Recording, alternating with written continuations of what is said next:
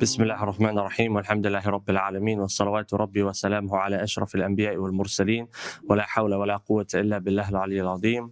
وبعد, to continue inshallah with Al-Muhadhab min Ihya Ulumuddin by Hujjatul Islam Abi Hamid Al-Ghazali, and Al-Muhadhab being Al-Shaykh Muhammad Salih Al-Shami rahimahumullah ta'ala hayyan wa maytan. So he says, Al-Wadhifatul Khamisa, the fifth point to take into reflection when it comes to Zakah and how to benefit from giving Zakah and make sure that there is a spiritual internal benefit when giving the Zakah. He says, Ayastaghsira al-atiyah, that a person belittles that which they are giving.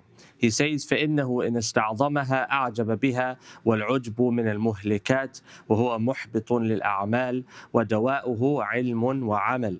So he says that if a person were to see that which he has given as something great, large in amount, then it can lead to al-ujb, where a person is pleased with the self, amazed with the self. And he says, وَالْعُجْبُ مِنَ الْمُهْلِكَاتِ, and ujb is one of the things that destroys us. It is a destructive trait and it destroys the heart. And ujb, of course, it doesn't only relate to the zakah, it relates to every action. Al-ujbu relates to salah, relates to zakah, relates to qira'atul Quran, relates to even one's appearance. A person can be muta'ajjibun li nafsihi. And so we have to be very careful with ujb. And we live in a time, perhaps, which encourages ujb, encourages one to be in love with his or herself, to be infatuated with oneself. In fact, you even have those that say, love yourself before you love others, and talk about the importance of loving oneself, etc. And this is contradictory to the deen of Allah subhanahu wa ta'ala, the framework of Islam. We're not going to go into that now, but he says, وَدَوَاؤُهُ الْعِلْمُ أَوْ عِلْمٌ وَعَمَلٌ.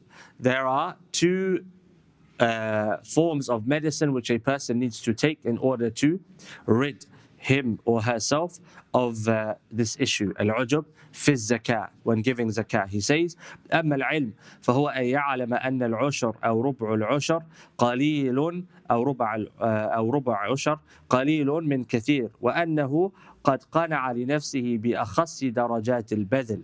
He says it is to know that when a person gives al-ushar, 1/10 of their wealth, or ربع العشر, a quarter of a tenth of their wealth, which is the zakah. When you give zakah, how much do you give of your annual savings? 2.5%, which is 1/4 of a tenth of 100%. And so either you're giving a tenth, for example, you're giving a quarter of a tenth. He says that really هو قليل من كثير. It is a small amount from a lot. Let's say, for example, you are a millionaire, a billionaire, and you give hundreds of thousands in charity. Are you giving the majority of your wealth away or the minority of your wealth? You're giving the minority of your wealth away. You're giving a small amount of your wealth away. He says, so you should look at it as such. He says, وَأَنَّهُ قَدْ قَنَعَ لِنَفْسِهِ بِأَخَصِّ دَرَجَاتِ الْبَذْلِ. And so really, you are content with giving the least amount away. You're content with sacrificing a small amount of your wealth. فهو جدير بأن يستحي منه فكيف يستعظمه. And so really a person who's giving a small amount of that which they own away should feel shy and embarrassed. You see a poor person, a homeless person who's outside in the rain, suffering, cold, etc., and you give this person £10. Are you giving them a lot? In reality, no. What should you actually give them? Really? What should you really be giving them? A place to stay, warm food, clothes. Especially if they're a Muslim. The Prophet ﷺ, what did he say? You will not have true iman until you love for your brother what you love for yourself. Your brother is homeless. Should you not share your home with him? Should you not share your food with him? Should you not share that which you own with him? You should, ideally. And I'm not suggesting that we do so, because of course the world is not as simple as that. But at the very least, we should feel embarrassed. All I'm giving him is £10. All I'm giving him is one meal. I'm giving him £10. I'm going to go home to my warm bed, my warm food, and so on and so forth. And so really we should never feel like we're giving a lot or we're doing a lot. He says, وَأَمَّا الْعَمَلْ فَهُوَ أَن يُعْطِيَهُ عَطَاءَ الْخَجْلِ مِنْ بُخْلِهِ بِإِمْسَاكِ بَقِيَّةِ مَالِهِ. As for the action, so that's the ilm, so knowing that I'm giving a small amount. As for the way, the amal is to give it in a way of embarrassment, knowing that you're holding on to most of what you own and you're giving this person a fraction of what you own. And so he's saying that if you feel this, if you internalize this and you act upon this, it will rid your heart of al-ujub. Yeah, rid your heart of this love of or being impressed with yourself. And being impressed with ourselves, it's something which is very common today. And so let's ask an honest question. If you take a picture of yourself, a selfie, and you put it online, are you putting it online because you find yourself to be unattractive? Or is it that you think it's an attractive picture? And I don't mean attractive in the sexualized way, forgive me for using such a term, but it's you're impressed with the image that you've produced of yourself, correct or incorrect? When you're taking a picture of yourself, do you put the pictures up that are unimpressive? Do you look at the picture and say, that's disgusting, let me put it up? No. What do? You say, MashaAllah, let me put this up. You might even add a filter to it. Nowadays, subhanAllah, people are using filters to slim themselves down, to add hair where there is no hair. It's kadhib. You're lying to yourself. People go to amazing places. They spend a minute there, take a picture, and they act as if they're having the time of their life. In reality, it's just a passing moment. But does that not show that you are impressed with yourself when you're doing that? If you see a person standing in front of the mirror, looking at themselves, examining themselves, smiling, etc., what will you say about such a person? You say this person has an issue, vanity, right? Vanity is a sin. So what's the difference when you're putting up pictures of yourself? You go on some people's Instagram feeds, etc., and it's just picture after picture after picture after picture after picture of who? Of themselves. What type of behavior is that? That's ta'ajjub. That's ta'ajjub. You're impressed with yourself. And this is dangerous. Likewise, for example, when you're putting up your ibadat, even worse. You're putting up your ibadat. Alhamdulillah, I just completed the Quran, kada, kada, kada. Why are you telling the world? And as I said, one of my teachers, he said, one of my students used to send me everything he's doing.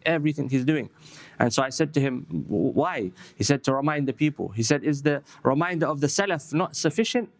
The reminder of the likes of Imam Ahmad ibn Hanbal, Imam Abu Hanifa, that's not sufficient. You have to use yourself and put yourself in danger. And this leads to what? At-ta'ajjub. It leads to at-ta'ajjub. And we have to be very, very careful. Why? As Imam Ghazali says, at-ta'ajjub huwa muhbitun lil-a'mal min al-muhlikat. The muhlikat destroys the heart. Muhbitun lil-a'mal, it ruins a person's actions. That a person comes on Yawm al-Qiyamah and the good deeds, the mountains of good deeds become like dust in the wind. They disappear. Why? Because of ujub, because of riya, because of sum'ah. So we have to be very careful. We live in the day and age of at-ta'ajjub. We're encouraged to be impressed with ourselves, to love ourselves, etc. For us, we love Allah subhanahu wa ta'ala and we love His Messenger. Love of self is not involved in the process. We obey Allah and we obey His Messenger. And that leads to sound mental health, sound heart. We don't need, it's healing by loving ourselves, etc. No, we need healing by loving Allah. And so we have to be very careful with the way that we present ourselves to the world, etc. Then he says, Al-wadhifatu sadisa ajwadul mali, that a person gives from the best of his wealth. He says, أَيَنْتَقِيَ مِنْ مَالِهِ أَجْوَدَهُ وَأَحَبَّهُ إِلَيْهِ فَإِنَّ اللَّهَ طَيِّبٌ لَا يَقْبَلُ إِلَّا طَيِّبًا. He says that a person, when giving sadaqah, should give. What is he saying here though? Why is he talking about giving from the best of his wealth first and foremostly? Because here we're not talking about giving zakah to fulfill the obligation. We're talking about giving zakat and charity to acquire from it spiritual development and purification of the heart. When you eat, do you want to eat the worst of food or the best of food? The best of food, right? Why? Because you want the nourishment for your body. Likewise, when you act upon the acts of worship, you want to act in the best way. Why? So that you can nourish your heart and your soul. And in order to do so, sometimes it has to hurt a little bit. So he says, أَن يَنْتَقِيَ مِنْ مَالِهِ أَجْوَدَهُ وَأَحَبَّهُ إِلَيْهِ, that a person gives from his wealth that which is best and most beloved to him. فإن الله تعالى طيب لا يقبل إلا طيبا. Allah subhanahu wa ta'ala is طيب, and He doesn't accept that which is not طيب. And طيب can mean halal, but here He's using it to say the best. Allah subhanahu wa ta'ala only accepts that which is the best. وإذا لم يكن المخرج من جيد المال فهو من سوء الأدب. أو المخرج. So if that which has been given is not from the best of one's wealth, then it's from bad manners. It's bad etiquettes with Allah subhanahu wa ta'ala. How so? He says, فَقَدْ آثَرَ عَلَى اللَّهِ عَزَّ وَجَلَّ غَيْرَهُ, because he's put something else or someone else before Allah subhanahu wa ta'ala. And in our case, most of the time we put ourselves before Allah subhanahu wa ta'ala. Why? Because He's not looking at the person that you're giving to as being the one that you're interacting with. The one you're interacting with is the medium, i.e. the one you're giving to is the medium. But the one you're interacting with is who? Allah subhanahu wa ta'ala. And so you're giving through this medium, i.e. you're giving to this poor person, but the one you're interacting with is Allah. And so He's saying, when you give that which is lowly to the poor person, you're putting other than Allah subhanahu wa ta'ala before Allah. Why? Because you're keeping that which is good for yourself and giving that which is bad away. Then he says, فقد آثر على الله عز وجل غيره ولو فعل هذا بضيفه وقدم إليه أردأ طعام في بيته لأوغر بذلك صدره. He says, if he were to do this with a guest, for example, a guest comes and he gives to his guest the worst of food that he has in his house, what would happen? It would lead to a bitterness in his heart. He would feel uncomfortable with that. Why? Because the guest is going to say, this man is a bakhil, he's stingy, he's miserly. I went to his house and he gave me the worst of food, etc. Then he says, هذا إن كان نظره إلى الله عز وجل وإن كان نظره إلى نفسه وثوابه في الآخرة فليس بعاقل من يؤثر غيره على نفسه وليس له من مال إلا ما تصدق به فأبقى أو أكل فأفنى. So he's saying basically that when we give sadaqah, interact with Allah subhanahu wa ta'ala through our sadaqah, not with the poor person. And so if you're interacting with Allah, are you going to give the best to Allah or the worst to Allah? The best to Allah. And there's a famous story, one of the ulama, the arifin of the past, a poor person came to his house and knocked on the door and asked for some food. And so he gave this man a very expensive type of food. I believe it was a sweet of some kind. And the man went off, and his wife said to him, why did you give him that food? He doesn't know the difference between, the expensive stuff and the cheap stuff. You could have given him the cheap stuff. And he said he doesn't know the difference, but Allah knows the difference. That's the approach.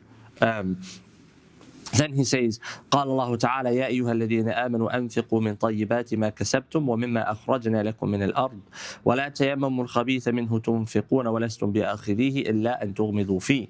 So the ayah, where does Imam al-Ghazali rahimahullah get this from? From this ayah, Allah subhanahu wa ta'ala says, O you who believe, spend from that which you have of goodly things that you have earned or that which we have given you. I.e., that which you've earned through trade or that which you have been given through the land, inheritance, things like that. And this verse, although Allah subhanahu wa ta'ala is differentiating between that which we have ma kasabna, like that which we have earned, and that which Allah has given us through the earth, provided us with through the earth, the reality is both come from Allah subhanahu wa ta'ala. Why? Our rizq is from Allah. And so when you give, you're giving back to Allah. You're not giving anything from yourself. You're giving back to Allah that which He gave you, and through that Allah gives you more. Then Allah subhanahu wa ta'ala says, وَلَا تَيَمَّمُوا الْخَبِيثَ مِنْهُ تُنْفِقُونَ, and don't seek out the worst of your wealth, from it you're giving, وَلَسْتُمْ بِآخِذِي, and you wouldn't take it yourselves, إِلَّا أَن تُغْمِضُوا فِي, unless you close your eyes to it, i.e. you look away from the lowliness of it. Someone gives you the worst of food, you're not going to want to eat it, so why give it to someone else? Someone gives you the worst of your clothing, you're not going to want to take it, so why give it to someone else? Does it mean though, so for example today we have clothes banks and shoe banks, etc. Does it mean that no, we shouldn't give our old clothes away? No, give your old clothes away as well. Why? Because you're recycling them, other people definitely use them, but also make it a habit that you give good things away as well. Give money away, give food away, purchase things for the poor, give them brand new things, etc. Then he says, أي إنكم لا تأخذونه إلا مع كراهية وحياء وهو معنى الإغماض. He says in relation to إلا أن تغمضوا فيه, that the meaning is you're not going to take these things except with a form of dislike and shyness, embarrassment. And that's what is meant by al-ighmad. Then he says al-wadifatu sabi'ah, so the seventh point of reflection. And this is the answer to a question which many people have asked: who should I give my money to? Who should I give sadaqah to? He says, أَيَطْلُبَ لِصَدَقَتِهِ مَنْ تَزْكُو بِهِ الصَّدَقَةِ فَلْيُرَاعِي هَذِهِ الصِّفَاتِ. So when you give your wealth, when you give charity, look for the person who is going to help you to grow that which you have given.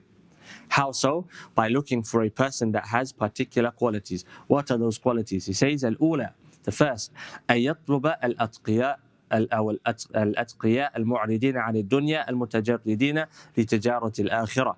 That a person should seek out those who are people of taqwa, i.e. the ones who you're giving to, المعرضين عن الدنيا, who have turned away from the dunya, المجردين لتجارة الآخرة, who have dedicated themselves to the trade of earning the next life. It's not that they can't necessarily earn, but it's that they are busy with the akhirah. الثانية أن يكون من أهل العلم. The second quality, that they are from the people of knowledge. فإن ذلك إعانة على العلم. Why? Because like that, أو إعانة له على العلم. When you give to a person who is a student of knowledge, a sheikh, an alim, you give charity to this person, then you are helping them in the acquirement of knowledge. And you are helping the ummah in the ummah's acquirement of knowledge and the continuity of knowledge and so on and so forth. But a very important point to add here though, although it's recommended for us to give to the student of knowledge, the alim, etc., the student of knowledge should not put his hands out and ask. And Imam al-Ghazali speaks about this issue here. It's become an issue now, unfortunately, where you have students of knowledge asking people for money or putting up posts about collecting money so they can buy books. I've even seen a video where they're giving charity to students of knowledge, but they're recording the student of knowledge and showing the student of knowledge receiving the money, receiving the books. What type of behavior is that? You're embarrassing the person. This is not sadaqah. That's embarrassing the person.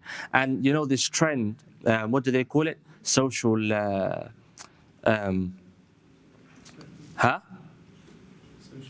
Social experiments, that's the one. Where, Allahu A'lam, why is there a camera there? But the camera's there and the person is giving charity, says, oh, I need this money, and the person says no, or gives it and then say, no, I'm going to give you money. And what? If you're going to give charity, give charity. Are you giving charity, or are you trying to earn the likes and the views? That for us as Muslims, this is unacceptable behavior. You go to a homeless person and you sit down and you eat with them, but why is there a camera there watching you eat with the homeless person? And then it's virtue signaling. And the reality is, you're putting this, you're degrading this person. This person's worth to you as a video clip. Is that what the person is worth? A video clip? It's degradation. It's degradation. And this social experimenting behavior, it's not from the characteristics of a Muslim. A Muslim does not degrade another person or humiliate another person. Likewise, when we give sadaqah, we don't have to place it in the hand and tell the person this is charity for you. No, tell the person this is a loan. Take it, and when you can pay me back, with the intention of what? Of not taking the money back. You've cleaned the slate for the person. You give the person honor and dignity. A Muslim dignifies and honors and strengthens his Muslim brother or sister. He does not degrade and put down and debase and humiliate and embarrass his Muslim brother and sister. That's not sadaqah. It's not. That's oppression. So the student of knowledge should not ask, and the student of knowledge should be a person who does not take unless necessary, and if he does take, he takes it with pain in his heart. It should hurt a person to take charity, and he's going to speak about this. He says, الثانية أن يكون من أهل العلم فإن ذلك إعانة له على العلم. الثالثة أن يكون صادقا في تقواه وعلمه فإذا أخذ العطاء حمد الله عز وجل ورأى أن النعمة منه ولم ينظر إلى الواسطة. He says that the third quality, the person who is receiving it should be a person who is truthful in his taqwa, his piety and his knowledge. I.e., it's not only knowledge for the acquirement of knowledge. Today you have individuals who acquire knowledge like trophies, to put it on a table and show people. I've memorized this, I've studied this, I've been to this sheikh, I have this ijazah and that sanad and so on and so forth. It's not beneficial. The knowledge that's beneficial is the knowledge that affects the heart, affects the character, leads a person to Allah subhanahu wa ta'ala. And the real person of knowledge is not going to stand in front of the people and tell people what he studied and so on and so forth, unless it's for the sake of clarification, what you can study with me, what you can't study with me. So he says, if you give to a person who's truthful in their knowledge and their piety. Why? Because when he takes it from you, he's going to praise Allah subhanahu wa ta'ala. And he's not going to look to you as the reason, but he's going to look to Allah subhanahu wa ta'ala as the reason.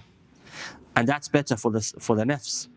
Why? Because you don't want to give to someone that starts to glorify you. That becomes a fitna for you. You want to give to someone that looks beyond you and looks at musabbibul asbab, the inceptor of means, Allah subhanahu wa ta'ala.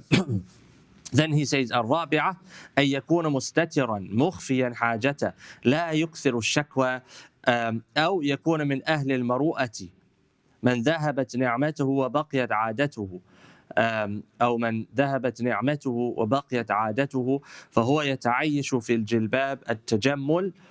And then he's going to give a particular verse that the person you give to is a person who conceals his need. مخفيا لحاجته أو مخفيا حاجته. He conceals his need. He doesn't go around letting people know that he's a person of need. In fact, if you looked at him, you would assume he's a person who is not in need. He's a person who is potentially wealthy. Why? Because he wears the clothing of beautification, i.e., he presents himself in a presentable, dignified way, even though he is poor and impoverished. He looks smart, looks clean, looks presentable. He doesn't wear the signs of poverty upon himself. Perhaps, he says, he could be min ahl al-muru'ah. And al-muru'ah, it's basically the principles of being a man. Within the framework of Islam, there are principles of being a man, that which a man should do and that which a man should not do, and so on and so forth. And it's an entire topic. So he says he's from the people of Maru'ah. Perhaps you can say he's a cultured person whose blessings have disappeared, i.e., the blessing of wealth and independence have disappeared, but his practices, his norms have remained with him. So he has always been an independent person, therefore he continues to act like an independent person, a cultured person in his dress, in his mannerisms, etc. This type of person, you wouldn't know that they're in need and impoverished. He says, فَهُوَ يَتَعَيِّشُ فِي جِلْبَابِ التَّجَمُّلِ. He lives, he adorns himself with the clothing of beautification. قال الله تعالى يحسبهم الجاهل أغنياء من التعفف تعرفهم بسيماهم لا يسألون الناس إلحافا. The ignorant person would assume this person is wealthy. Why? Because of his ta'affuf, because he does not ask. He does not ask. And so the ignorant person assumes this person is wealthy. That's the way the student of knowledge should be. The talibu ilm, the qari'ul Quran, the muallim, the muta'allim. This is the state that they should be in. They do not ask the people, and in fact the people assume them to be wealthy and independent. Why? Because of their the way that they present themselves. The student of knowledge should not be a person that puts his hand out and asks. Why? Because when you do such a thing, you are not only degrading yourself, but you're degrading the knowledge that Allah subhanahu wa ta'ala has given you. And you're degrading the status of being a student of knowledge. And this is a big problem. The Prophet ﷺ, the Sahaba, they are our examples. The Prophet ﷺ used to give, even though he was impoverished. The Sahaba would give, even though they were impoverished. And there is so much mentioned about the one who asks, etc. Then he says, أي لا يلحون في السؤال وهذا ينبغي أن يطلب بالتفحص عن أهل الدين في كل محلة. And so he gives the interpretation of the verse, meaning they don't ask, they don't constantly ask people for wealth. And so the way that you find out who these people are, if you're looking for the people of knowledge, the people of taqwa, the people of maru'ah, cultured men and women that are in need, Islamically cultured, how is it you're going to find them if they don't present themselves? By asking, at-tafahus. At-tafahus is basically by digging deep, by searching, by asking around. Why? Because normally the people will know who's poor and who's not poor. And so you ask. ويستكشف عن بواطن أهل الخير والتجمل. Then he kind of looks for the financial situation of the people of khayr, the people of taqwa, and those who beautify themselves. Because the person may look dignified and presentable, but they're poor. And so if they need help, you help them. But again, it doesn't need to be hand in hand. It could be you give it to a friend of theirs to give it to them so it's anonymous. If you know where they live, you put it through their letterbox, etc. Things like that.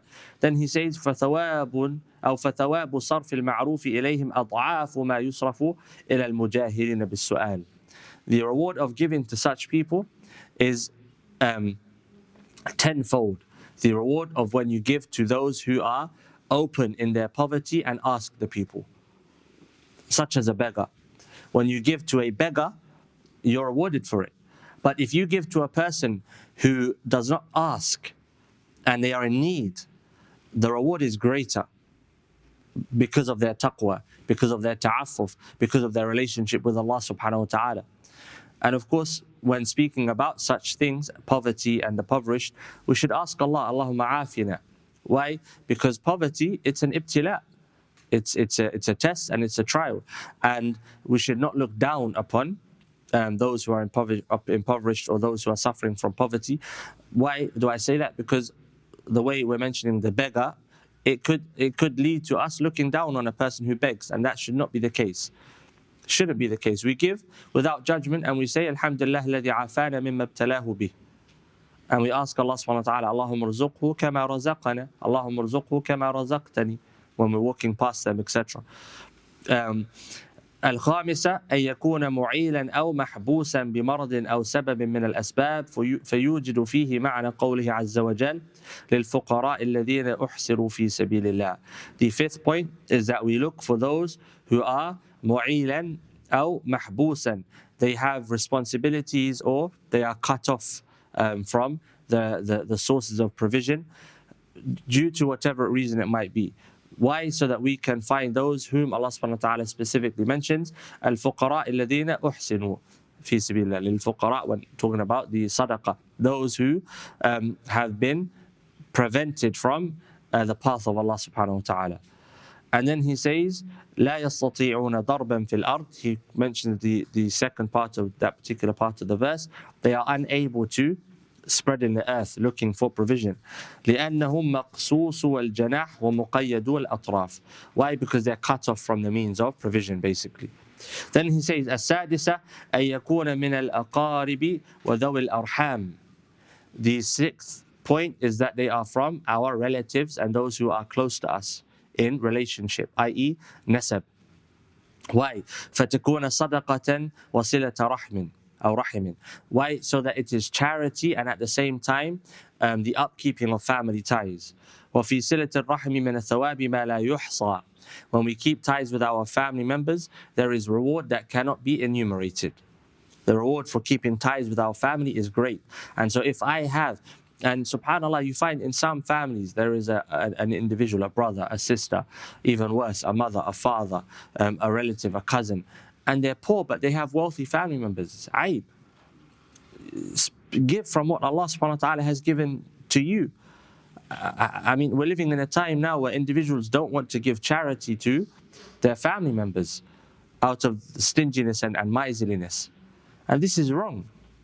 If a family member is in need, give. And don't lend. Don't lend. Between brothers and sisters, there should be no such thing as lending money and borrowing money. It should be giving and taking. You give when they're in need, and you take when you're in need.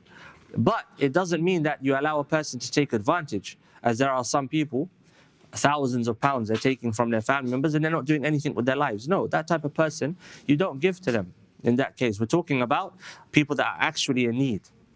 And then he says, he says, قال علي رضي الله تعالى عنه, the great companion of the Prophet عليه الصلاة والسلام, of course, the fourth of the Khulafa al-Rashidin, لأن أصل أخا من إخواني بدرهم أحب إلي من أن أتصدق ب20 درهما. Ali رضي الله عنه, he said, if I am able to give charity and to uphold the ties with my family with 1 dirham, it is more beloved to me than giving charity with 20 dirhams to the person who's not from my family. Why? Because of the reward in giving that 1 dirham. And so if a family member is in need, give. Then he says, فَلْيُرَاعِي هَذِهِ الدَّقَائِقِ فَهَذِهِ هِيَ الصِّفَاتُ الْمَطْلُوبَةُ وَفِي كُلِّ صِفَةٍ دَرَجَاتٍ فَيَنْبَغِي أَنْ يَطْلُبَ أَعْلَاهَا. And so that which has been mentioned should be taken into consideration. And of course, each point, each character, each quality of character that has been mentioned, i.e. when looking for a person to give to, there are darajat, there are levels. And we should try to seek out the highest of that which we can whenever we engage in something.